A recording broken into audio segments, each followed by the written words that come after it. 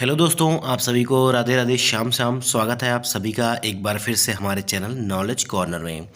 दोस्तों, आज की इस वीडियो में हम जो है हमारा जो चैप्टर 5 होने वाला है, अर्थव्यवस्था और आजीविका, ये हमारी बिहार एससीईआरटी की बुक है। अगर आप सभी लोग नहीं जानते हैं तो मैं आपको बता देता हूँ कि ये बिहार बोर्ड की बुक है, जिसको हम क्या बोलते हैं, एससीईआरटी बोलते हैं। ठीक है, एससीईआरटी बोलते हैं। अब देखिए, हम ये एनसीईआरटी जो है थोड़ा बहुत पढ़ चुके हैं। कुछ जो बाकी है वो भी मैं आपको करवा दूंगा। ये एससीईआरटी क्यों पढ़ रहे हैं, क्योंकि इसमें जो है कुछ स्पेशल कंटेंट दिए गए हैं, जिसमें बिहार से भी है और भारत से भी है, तो दोनों एक साथ हम पढ़ लेंगे। और इसमें थोड़ा सा डिटेल्ड जो है कंटेंट दिए हुए हैं, क्योंकि यहाँ से सवाल बने हैं। और कैसे बने हैं ये मैंने अपने पिछले वीडियो में आप सभी को बताया है। जैसे जैसे हम पढ़ते जाते हैं, जहाँ से भी आपके सवाल बने हैं वहाँ मैं उन सवालों का जो है स्क्रीनशॉट आपके जो है क्लास के जो है स्क्रीन पर लगा देता हूँ, और जहाँ से सवाल बने हैं आप तुरंत जो है देख लेते हैं। कल भी मैंने आपको बताया था कि लगभग एक ही चैप्टर से, जो भारत में राष्ट्रवाद था, वहाँ से 6 से 7 सवाल जो है पूछे गए थे। जैसे आपका क्या हो गया था, साइमन कमीशन का हो गया था, इसके अलावा गदर पार्टी हो गया था, इसके अलावा आपने देखा कि जो है हमारे कई सवाल ऐसे बने थे। जैसे आपका जो वर्नाकुलर प्रेस एक्ट आया था उसके लिए, तो कई ऐसे जो है बहुत सारे सवाल आपके बने हुए थे। और कल मैंने आपको दिखाया भी कि लाइन बाय लाइन कि वो सवाल जो है कहाँ से बने हुए थे। तो ऐसा आपको दिखाने में और पढ़ाने में जो मज़ा आता है वो कुछ और ही अलग लेवल का होता है। तो आप सभी लोग जो है पूरी जो वीडियो में बने रहिएगा। पूरा चैप्टर जो है हम इसको आज कवर करने वाले हैं, क्योंकि पिछला चैप्टर बड़ा था, इसलिए हमने 2 पार्ट में उसको कवर किया था।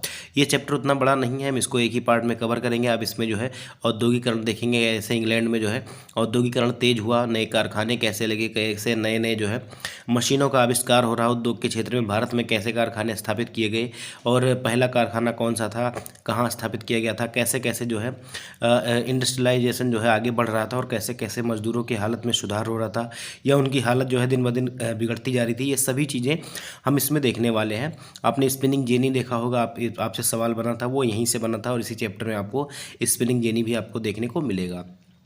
और सेफ्टी लैम्प वगैरह कई सारे जो आविष्कार हुए थे औद्योगिकरण में, जब आपका इंडस्ट्रियलाइजेशन का जो है फेस चल रहा था उस समय, तो वो सभी चीज़ें हम देखने वाले हैं। चैप्टर जो है इंपॉर्टेंट होने वाला है आपके एग्ज़ाम के पॉइंट ऑफ व्यू से। तो आप सभी लोग, मैं फिर से कह रहा हूँ, वीडियो में लास्ट तक बने रहिएगा, और वीडियो को जो है ज़्यादा से ज़्यादा शेयर करिएगा, चैनल को सब्सक्राइब करिएगा। और मैंने टेलीग्राम पर आपको ये पूरी बुक का जो है PDF दे दिया है अपने टेलीग्राम चैनल पर, तो आप वहाँ से जुड़ के जो है उसको डाउनलोड कर लीजिएगा। और टेलीग्राम चैनल का लिंक आपको वीडियो के डिस्क्रिप्शन में मिल जाएगा। इसके अलावा हमारी वर्ल्ड हिस्ट्री की क्लासेज और जो है एनसीईआरटी एक्सप्रेस की प्लेलिस्ट आपको मैं डिस्क्रिप्शन में दे दूंगा, वहाँ पर लिंक आपको मिल जाएगा। अगर आप लोगों ने नहीं देखा है तो उसको भी देख लीजिएगा। इसके अलावा अभी जो है हमारे चैनल पर जो है जीएस की क्लासेज आपकी LT ग्रेड की और बायोलॉजी की क्लासेज चल रही हैं, आप उसको देखिएगा। जल्दी ही जो है हिस्ट्री और ज्योग्राफी की भी क्लासेज शुरू होने वाली हैं। तो चलिए हम क्लास को जो है शुरू करते हैं और अपना जो है क्लास स्टार्ट करते हैं। देखिए, किसी भी राष्ट्रीय अर्थव्यवस्था का मूल आधार जो है कृषि एवं उद्योग होता है, जिस पर लोगों की आजीविका जो है निर्भर करती है। जैसे भारत भी जो है एक कृषि प्रधान ही देश है, अधिकतर लोग जो है यहाँ पर जो है खेती में ही लगे हुए हैं। आधुनिक युग में कृषि की तुलना में उद्योगों का महत्व बहुत अधिक बढ़ा है, और देश की अर्थव्यवस्था में इनके योगदान भी समानुपातिक वृद्धि हुई है। 18वीं शताब्दी के उत्तरार्ध में ब्रिटेन विश्व का पहला देश बना, जहाँ कृषि क्षेत्र और उद्योग जगत में जो है मशीनीकरण का प्रारंभ हुआ, और औद्योगिकरण के एक नए युग का जो है सूत्रपात हुआ। अब देखिए, अभी क्या है कि जिस हिसाब से जो है जनसंख्या में लगातार जो है बढ़ोतरी देखी जा रही है, उस हिसाब से आने वाले समय में जो है खेती के लिए ज़मीन ही मिलनी बंद हो जाएगी, और जो है उत्पादन भी जो है बहुत ज़्यादा नहीं होने वाला है। क्योंकि हर जगह आपने देखा होगा, आज के 5 साल पहले जहाँ पर जो है खेत थे, आज वहाँ पर जो है मकान बन के तैयार हो गए हैं, और लगातार जो है मकान बन रहे हैं। कहीं भी जो है खेती की जगह नहीं मिल रही है। तो अगर आने वाले समय में जनसंख्या को नियंत्रण नहीं किया गया तो खाने और पीने के जो है लाले पड़ जाएंगे। देखिए, औद्योगिकरण अथवा उद्योगों की बृहत रूप में स्थापना उस औद्योगिक क्रांति की देन है, जिसमें वस्तुओं उत्पादन श्रम के द्वारा न होकर मशीनों के द्वारा की जाती है। इसमें उत्पादन बृहत पैमाने पर होता है, जिसकी खपत के लिए बड़े बाजार की आवश्यकता होती है। किसी भी देश के आधुनिकीकरण का एक प्रेरक तत्व उसका जो है औद्योगिकरण होता है। नए नए मशीनों का आविष्कार और तकनीकी विकास पर ही औद्योगिकरण निर्भर करता है। इसके प्रेरक तत्व के रूप में मशीनों के अलावा पूंजी निवेश और श्रम का भी महत्वपूर्ण स्थान है। साधारणतः हम कह सकते हैं कि औद्योगिकरण एक ऐसी प्रक्रिया है जिसमें मशीनों द्वारा कारखानों में होता है। अब देखिए, जिसमें क्या है उत्पादन मशीनों द्वारा कारखानों में होता है, और इस प्रक्रिया के तहत ही ब्रिटेन में सर्वप्रथम घरेलू उत्पादन पद्धति का स्थान जो है कारखाना पद्धति ने लिया। यहाँ पर देखिए आपको कुटीर उद्योग दिख रहा होगा, जो आप घरों में लोग काम करते थे, छोटे छोटे उद्योग लगाते थे। और ये आपका देखिए कारखाना एकदम से बन के तैयार हो गया। आगे देखिए, सन 1750 ईस्वी तक ब्रिटेन मुख्य रूप से कृषि प्रधान देश था और देश की 80% जनसंख्या गाँव में निवास करती थी।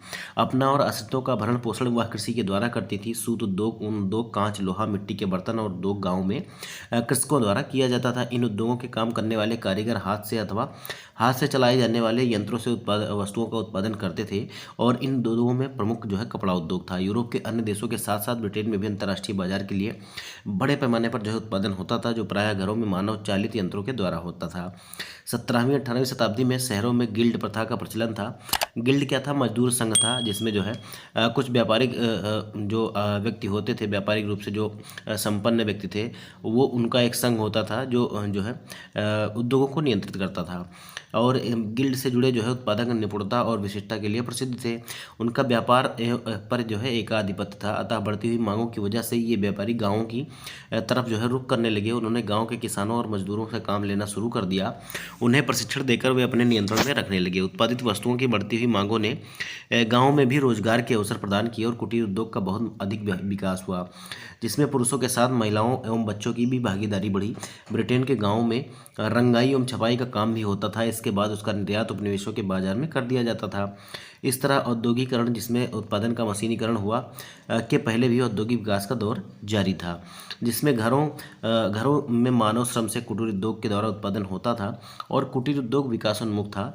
और यह दौर जो है प्रोटो इंडस्ट्रियलाइजेशन कहलाता है। मतलब जब इंडस्ट्रियलाइजेशन नहीं हुआ था, उसके पहले का जो दौर था, जहाँ जो है कुटीर उद्योग भारी पैमाने पर वस्तुओं का उत्पादन कर रहे थे, उसे जो है आद्य औद्योगिकरण या प्रोटो इंडस्ट्रियलाइजेशन के नाम से जाना जाता था। तो इसको भी याद रखिएगा, यहाँ से आपके स्टेटमेंट बना के सवाल आपसे पूछ सकता है। अब देखिए औद्योगिकरण के कारण क्या हुआ। ब्रिटेन में जो है स्वतंत्र व्यापार और हस्तक्षेप की नीति, जो लेसेज फेयर, देखिए पॉलिसी ऑफ लेसेज फेयर ने ब्रिटिश व्यापार को बहुत अधिक विकसित किया। अब देखिए पहले जो है गिल्ड बने हुए थे और इनका जो है व्यापार पर एकाधिकार था। तो व्यापार को शुरू करने के लिए जो है काफ़ी ज़्यादा जो है कठिनाई आती थी। और धीरे धीरे सरकार ने क्या हुआ, गिल्ड को समाप्त कर दिया और व्यापार को जो है फ्री कर दिया और लेसेज फेयर की नीति अपनाई। इसी वजह से जो है औद्योगिकरण जो है प्रारंभ हुआ। उत्पादित वस्तुओं की मांग बढ़ने लगी। तत्कालिक ढांचे के अंतर्गत व्यापारियों के लिए उत्पादन में अधिक वृद्धि कर पाना असंभव सा था। एक तरफ बुनकरों को धागे के अभाव में काफ़ी समय तक बेकार बैठना पड़ता था, तो दूसरी तरफ सूत काटने वाले हमेशा ही व्यस्त रहते थे। पूरे समय काम करने वाला एक बुनकर 6 सूत काटने वाले लोगों द्वारा तैयार किए गए धागों का उपयोग कर सकता था। ऐसी स्थिति में ऐसे परिवर्तन की आवश्यकता महसूस की जा रही थी, जिससे सूत का उत्पादन तेजी से हो सके। अब देखिए कारण क्या है। आवश्यकता आविष्कार की जननी होती है। आप सभी लोग जानते हैं, नए नए मशीनों का आविष्कार हो रहा था। कोयले एवं लोहे की प्रचुर मात्रा आपको इंग्लैंड में देखने को मिल रही थी, ब्रिटेन में। और फैक्ट्री प्रणाली की जो है शुरुआत हो गई थी। सस्ते श्रम की उपलब्धता, अब जब मशीन से खेती होने लगी तो काफ़ी ज़्यादा जो है आदमी जो है खाली होने लगे और ये सभी जो है फैक्ट्रियों में काम करने लगे, तो सस्ते हो गए, श्रम जो है सस्ता हो गया और यातायात की सुविधा हो गई और विशाल औपनिवेशिक जो है स्थिति हो गई। अब आगे देखिए, और यही वह प्रमुख कारण था जिसकी वजह से ब्रिटेन में औद्योगिकरण के आरंभिक वर्षों में आविष्कारों की जो श्रृंखला बनी, वह सूती वस्त्र उद्योग के क्षेत्र से अधिक संबंधित थी। 18वीं शताब्दी के उत्तरार्ध में ब्रिटेन में नए नए यंत्रों का और मशीनों का आविष्कार ने जो है उद्योग जगत में ऐसी क्रांति का सूत्रपात किया, जिससे औद्योगिकरण और उपनिवेशवाद दोनों का जो है मार्ग प्रशस्त हुआ।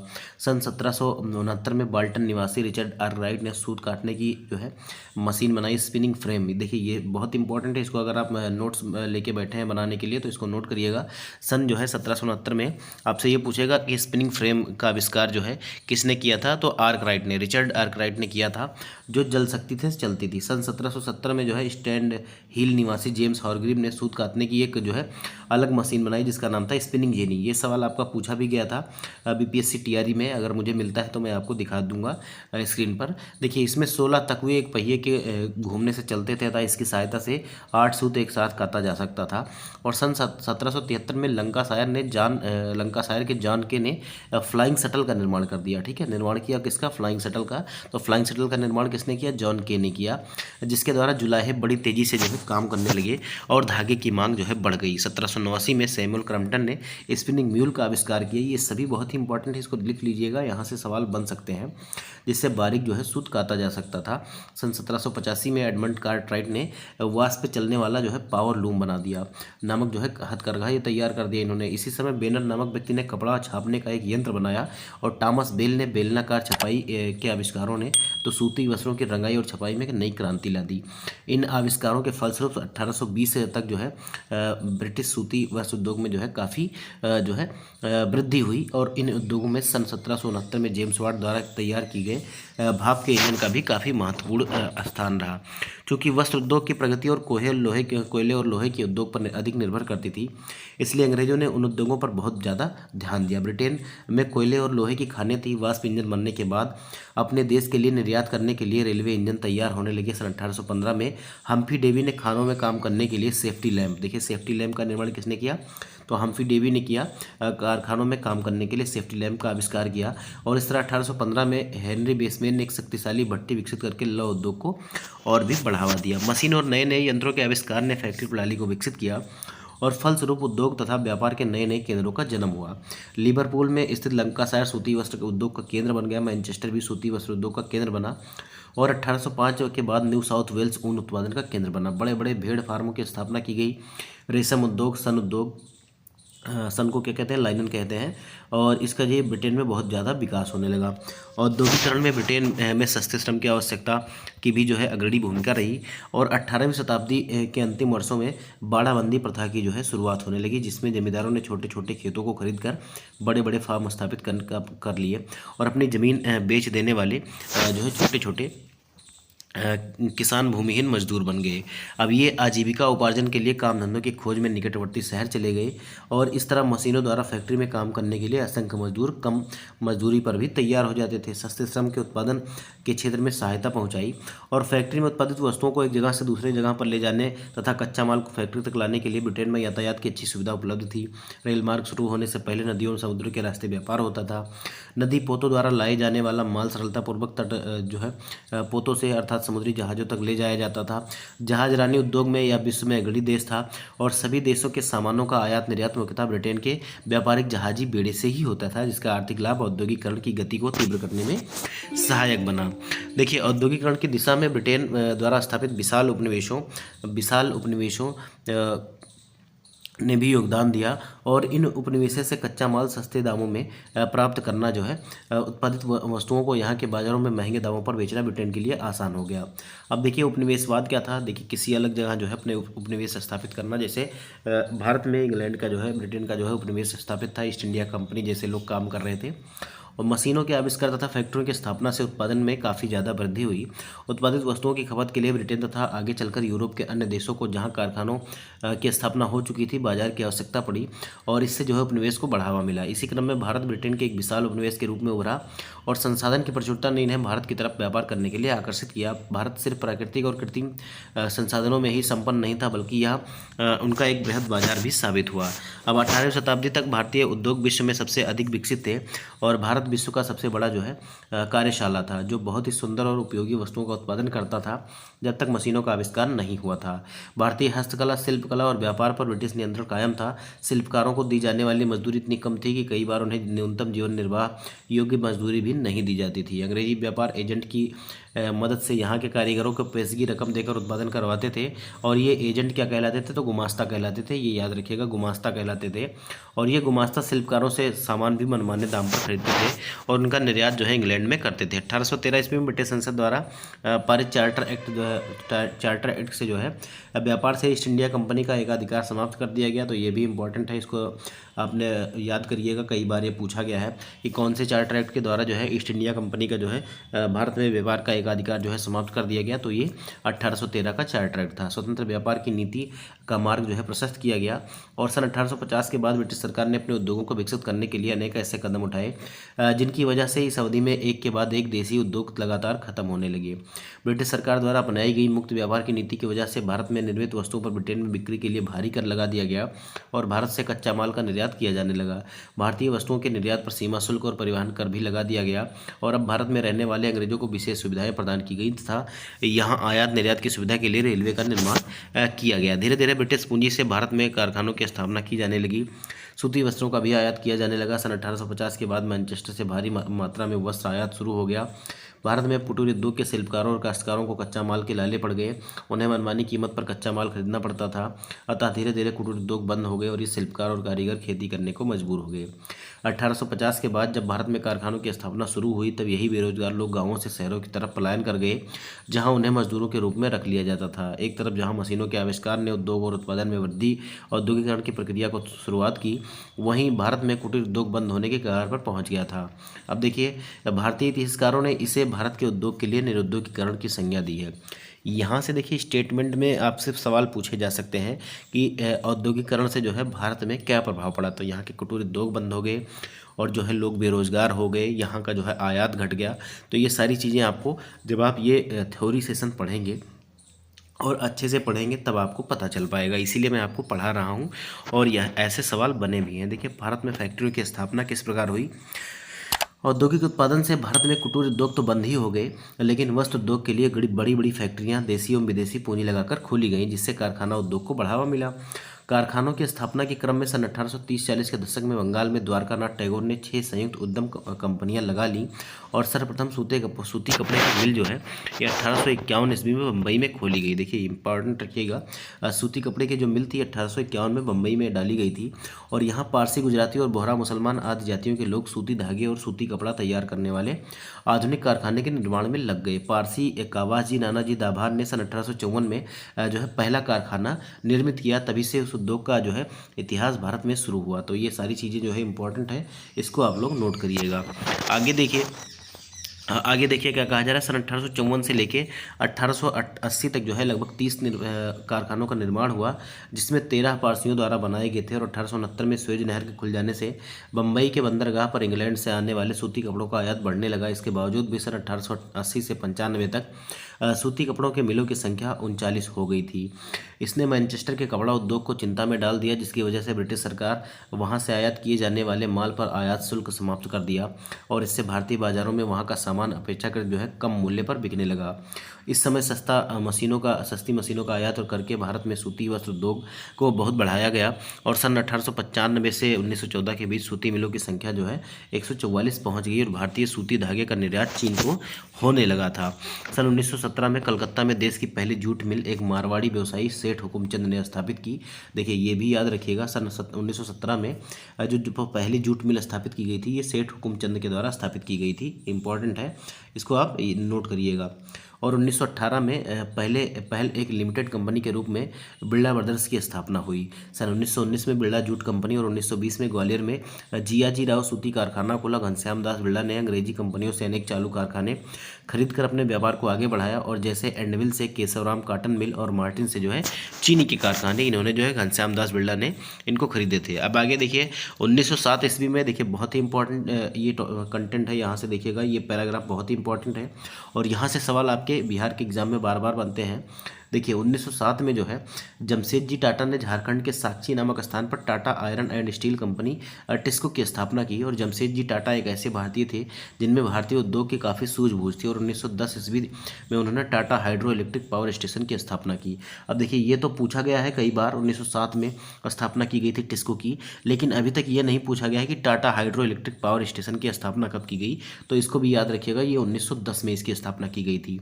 और स्वतंत्रता प्राप्ति के पश्चात लौह उद्योग ने काफ़ी प्रगति की और 1955 में भिलाई, राउरकेला और दुर्गापुर में इस्पात कारखाना जो है खोलने की सहमति रूस और पश्चिम जर्मनी और ब्रिटेन के समझौते पर कर ली गई।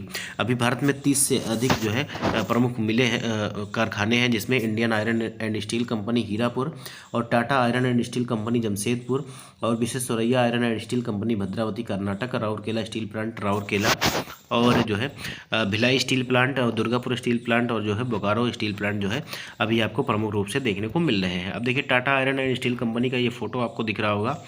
इसके अलावा भारत में कोयला उद्योग का प्रारंभ जो है सन 1814 ईस्वी में हुआ, जब रानीगंज पश्चिम बंगाल में कोयले की खुदाई का काम जो है प्रारंभ कर दिया गया। रेल के विकास के साथ ही 1853 के बाद इसका विकास आरंभ हुआ। इसका उत्पादन बढ़ाने के लिए मशीनों का प्रयोग शुरू हुआ। नवीन उद्योग की स्थापना ने कोयले की मांग बढ़ा दी और 1868 ईस्वी में जहां 5 लाख टन उत्पादन था, वहीं 1950 में बढ़कर इसका उत्पादन जो है 3.23 करोड़ टन हो गया। तत्कालीन बिहार इस उद्योग का जो है प्रमुख केंद्र था और 1850-60 के पश्चात भारत में बगीचा उद्योग अर्थात नील, चाय का रबड़, काफ़ी और पटसन मिलें जो है आरंभ हो गई। यद्यपि उन उद्योगों में से अधिक संख्या उन उद्योगपतियों की थी जो विदेशी थे, जिन्हें सरकार का प्रोत्साहन प्राप्त था। और सन 1916 में सरकार ने एक औद्योगिक आयोग नियुक्त किया ताकि वह भारतीय उद्योग और व्यापार के भारतीय वित्त से संबंधित प्रयत्नों के लिए उन क्षेत्रों का पता लगाए जिसे सरकार जो है सहायता दे सके। सन 1921 में सरकार ने एक राजस्व आयोग नियुक्त किया और उस वर्ष उनके प्रधान श्री इब्राहिम रहमतुल्लाह बनाए गए। इसके तहत जो है, प्रधान का मतलब क्या है, अध्यक्ष बनाए गए।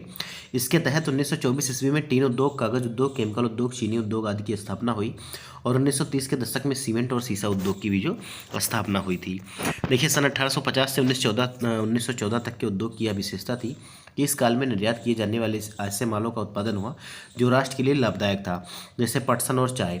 इसके साथ ही उस माल का भी उत्पादन हुआ जिसमें विदेशी प्रतिद्वंदता ज़्यादा नहीं थी, जैसे मोटा कपड़ा। प्रथम विश्व युद्ध के दौरान भारतीय उद्योगों को लाभ हुआ और देसी उत्पादित वस्तुओं को देश के अंदर और बाहर मंडी प्राप्त हुई। युद्ध के ठेके मिले, कच्चा माल पहले से कम दाम पर उपलब्ध हुआ और उत्पादित माल के ऊंचे दाम प्राप्त हुए। सन 1929 से जो है 23 तक के आप सभी लोग जानते हैं विश्वव्यापी आर्थिक मंदी जो है आई थी और इसने भारतीय उद्योग पर जो है गहरा प्रभाव डाला और भारत प्रथम सामग्री के लिए आत्मनिर्भर था, प्राथमिक सामग्री के लिए, जिसका मूल्य घटकर जो है आधा हो गया। निर्यात किए जाने वाले सामानों का भी जो मूल्य घट गया। इस तरह उद्योग पर निर्भर जनता की दिनों दिन जो है क्षति होने लगी। द्वितीय विश्व युद्ध के समय मिलों द्वारा उत्पादित सूती कपड़ों की संपूर्ण मांग को अब भारतीय मिलें ही पूरा कर रही थी। भारतीय मिल मालिकों ने इस अवसर का लाभ उठाया और विदेशी मंडियों में प्रवेश करना शुरू कर दिया। लड़ाई के दौरान भारत की अपनी कोई इंजीनियरिंग इंडस्ट्री नहीं थी और न ही अपनी मशीनी या यंत्रों के निर्माण करने की इंडस्ट्री। केवल वे उद्योग ही स्थापित हो सके थे जो ब्रिटेन या अमेरिका में बनाई जाने वाली मशीनों का गठन करते थे। द्वितीय विश्व युद्ध के बाद अमेरिका भारत के व्यापार का एक जो है मुख्य साझेदार हो गया और वह भारत को अब उपयोगी सामान देने लगा था, भारत से कच्चा माल मंगाने लगा था। और जो है यह कोई आश्चर्य की बात नहीं थी क्योंकि युद्ध के समय वहाँ की जो है उत्पादन क्षमता में काफ़ी वृद्धि हुई थी।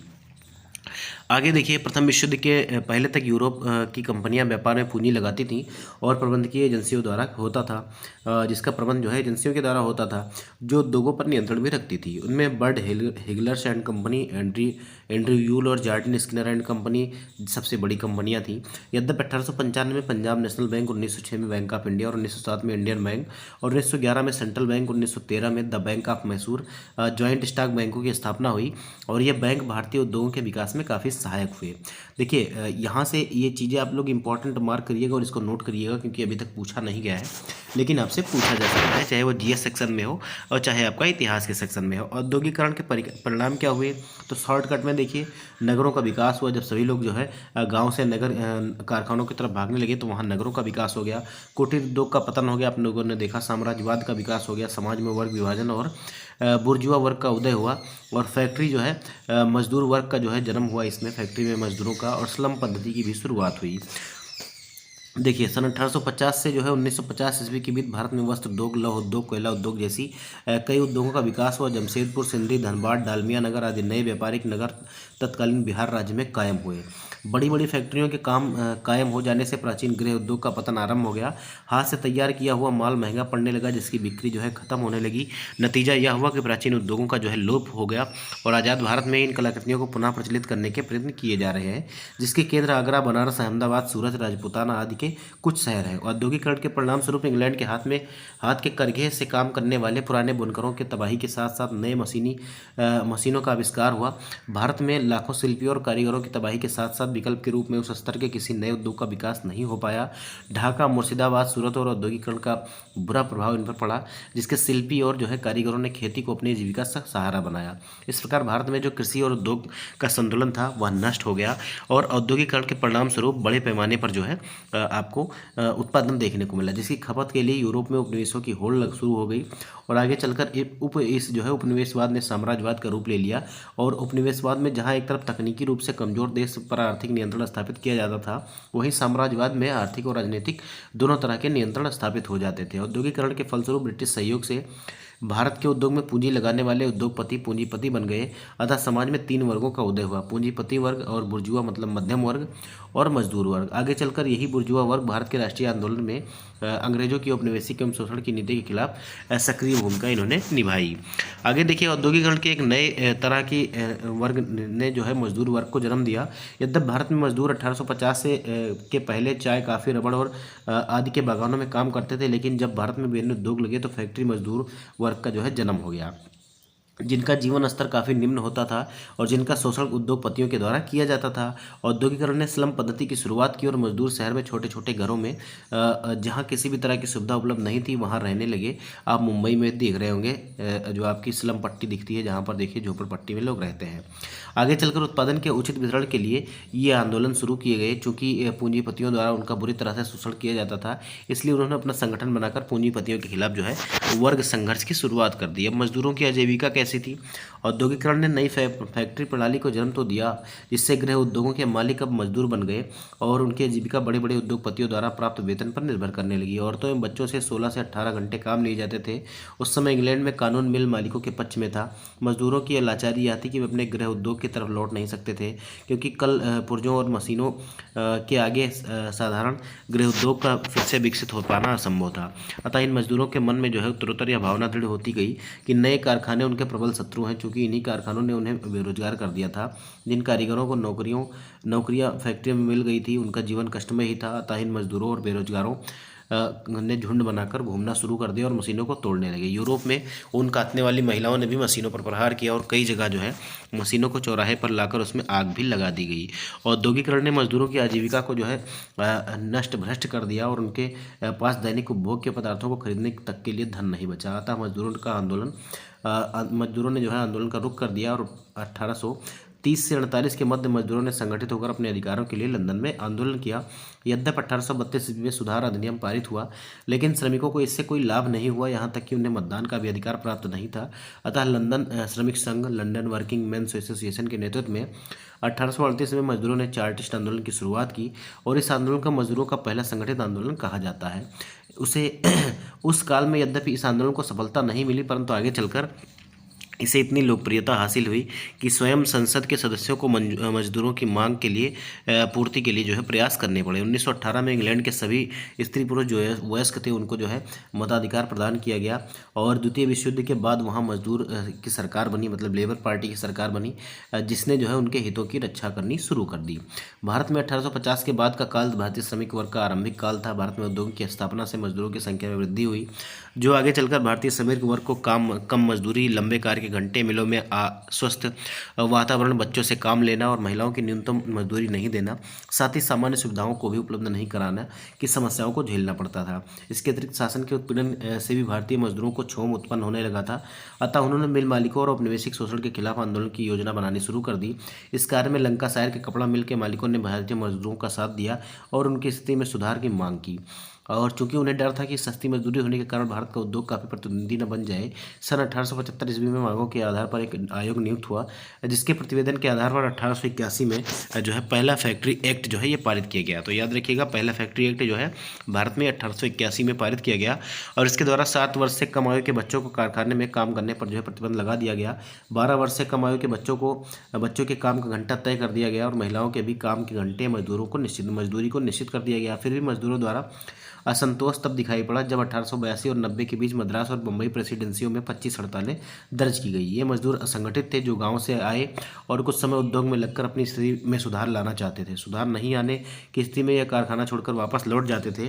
धीरे धीरे असंगठित मजदूर राष्ट्रीय स्तर पर अपना संगठन इन्होंने बनाना शुरू कर दिया और ये मैंने आपको कल भी पढ़ाया था कि 31 अक्टूबर 1920 को अखिल भारतीय ट्रेड यूनियन कांग्रेस, जिसको हम I2 बोलते हैं, इसकी स्थापना की गई और लाला लाजपत राय इसके जो है अध्यक्ष बनाए गए। सन 1920 में ही अंतर्राष्ट्रीय श्रमिक जो है इंटरनेशनल लेबर ऑर्गेनाइजेशन का जो है गठन हो गया और श्रमिकों की समस्याओं को अंतर्राष्ट्रीय भूमिका मिल गई। 1926 में जो है मजदूर संघ जो है अधिनियम पारित हुआ, जिसके द्वारा पंजीकृत मजदूर को जो है संघों की मान्यता प्रदान की गई और 1929 के घोर मंदी में हड़तालों ने न तो मजदूरी को ही गिरने से रोका जा सका और न ही जो है श्रमिकों को छटनी से रोका जा सका। इस काल में मजदूर संघों में फूट पड़ गई। इसी समय भारत में राष्ट्रीय आंदोलन जोरों पर था।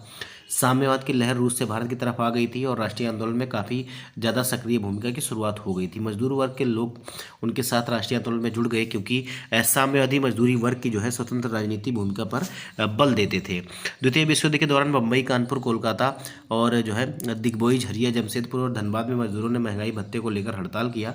सन 1942 में भारत छोड़ो आंदोलन में इन मजदूरों ने अपने मिल मालिकों के खिलाफ आंदोलन करते हुए औपनिवेशिक शासन का विरोध किया। इससे भारतीय राष्ट्रीय आंदोलन को भी बल मिला। लगभग सभी जगहों पर मजदूर दलों ने औद्योगिक क्षेत्रों में मजदूरों की आर्थिक मांगों को उपनिवेशवाद विरोधी संघर्ष के साथ जोड़ने की कोशिश की और स्वतंत्रता प्राप्ति के पश्चात भारत का विभाजन हो गया और इसके तुरंत बाद भारत में बेरोजगारी बढ़ गई। श्रमिकों को यह उम्मीद थी कि स्वतंत्रता प्राप्ति के बाद उनकी आर्थिक स्थिति जो है अच्छी हो जाएगी, परंतु ऐसा नहीं हुआ और मजदूर संघ 3 भागों में बंट गया। Indian national trade union Congress, जिसका नाम जो है इंटू कहा जाता है, और EHMS हिंदू मजदूर संघ, और यूनाइटेड ट्रेड यूनियन कांग्रेस मतलब UTUC। ठीक है। मजदूरों की आजीविका और उनके अधिकारों को ध्यान में रखते हुए सरकार ने 1948 ईस्वी में न्यूनतम मजदूरी मिनिमम वेजेस एक्ट पारित किया और इसके द्वारा कुछ उद्योगों में मजदूरों की दरें जो है निश्चित कर दी गई। प्रथम पंचवर्षीय योजना में इसे महत्वपूर्ण स्थान दिया गया। दूसरी योजना में तो यहाँ तक कहा गया कि न्यूनतम मजदूरी उनकी ऐसी होनी चाहिए जिससे मजदूर केवल अपना ही गुजारा ना कर सके बल्कि इससे कुछ और अधिक हो, ताकि वह अपनी कुशलता को भी रख सकें। तीसरी योजना में मजदूरी बोर्ड स्थापित किया गया और बोनस देने के लिए बोनस आयोग को भी नियुक्ति कर दी गई। मजदूरों की स्थिति में सुधार हेतु 1962 में केंद्र सरकार ने राष्ट्रीय श्रम आयोग की स्थापना की और इसके द्वारा मजदूरों को रोजगार उपलब्ध कराया गया, उनकी मजदूरी सुधारने का प्रयास किया गया। इस तरह स्वतंत्रता प्राप्ति के बाद भारत सरकार ने उद्योग में लगे मजदूरों की आर्थिक स्थिति को सुधारने के लिए कई कदम उठाए हैं, क्योंकि औद्योगिकरण के दौर में पूंजीपतियों द्वारा उनका शोषण किया जाता था। अब देखिए कुटीर उद्योग का महत्व और उसकी उपयोगिता क्या थी, ये आपको देखना चाहिए। यद्यपि औद्योगिकरण की प्रक्रिया ने भारत के कुटीर उद्योग को काफ़ी क्षति पहुँचाई, मजदूरों की आजीविका को प्रभावित किया, परंतु इस विषम और विपरीत स्थितियों में भी गाँवों और कस्बों में यह उद्योग पुष्पित और पल्लवित होता रहा, जनसाधारण को लाभ पहुंचाता रहा। राष्ट्रीय आंदोलन विशेषकर स्वदेशी आंदोलन के समय इस उद्योग की जो है बड़ी भूमिका रही, इसके महत्व को नकारा नहीं जा सकता है। महात्मा गांधी ने कहा था लघु और कुटीर उद्योग भारतीय समाज का जो है दशा के अनुकूल है और ये राष्ट्रीय अर्थव्यवस्था में बहुत ही महत्वपूर्ण भूमिका निर्वाहित करते हैं। कुटीर उपभोक्ता वस्तुओं अत्यधिक संख्या को रोजगार तथा राष्ट्रीय आय का अत्यधिक समान वितरण सुनिश्चित करते थे और तीव्र औद्योगिक प्रक्रिया में लघु उद्योगों ने सिद्ध किया कि वे बहुत तरीके से फायदेमंद होते हैं। सामाजिक, आर्थिक और तत्संबंधी मुद्दों का समाधान इन्हीं उद्योगों से होता था। इसके ठीक से कार्यकरण पर तीव्र आर्थिक विकास निर्भर करता था। यह सामाजिक आर्थिक प्रगति व संतुलन क्षेत्रवार विकास के लिए एक शक्तिशाली औजार है और इसकी सबसे बड़ी विशेषता यह है कि उन उद्योगों की प्रगति बड़े पैमाने पर रोजगार के अवसर को बढ़ाती है, कौशल में वृद्धि, उद्यमिता में वृद्धि और उपयुक्त तकनीक का बेहतर प्रयोग सुनिश्चित करती है। इसको प्रारंभ करने में बहुत सी कम पूंजी लगती है और ये उत्पादकीय क्षमता के फैलाव पर ध्यान देते हैं, जबकि औद्योगिकरण में उत्पादन शक्ति केवल कुछ हाथों में रहती है। कुटीर उद्योग जनसंख्या के बड़े शहरों में प्रवाह को रोक देता है। जैसे जब छोटे छोटे कुटीर उद्योग हर जगह स्थापित होने लगेंगे तो यहाँ से जो है आदमी जो है शहर नहीं भागेगा, क्योंकि उसको यहीं पर भी काम मिल जाएगा। अब देखिए आधुनिक औद्योगिक प्रणाली के विकास के पूर्व भारतीय निर्मित वस्तुओं का विश्वव्यापी बाजार था।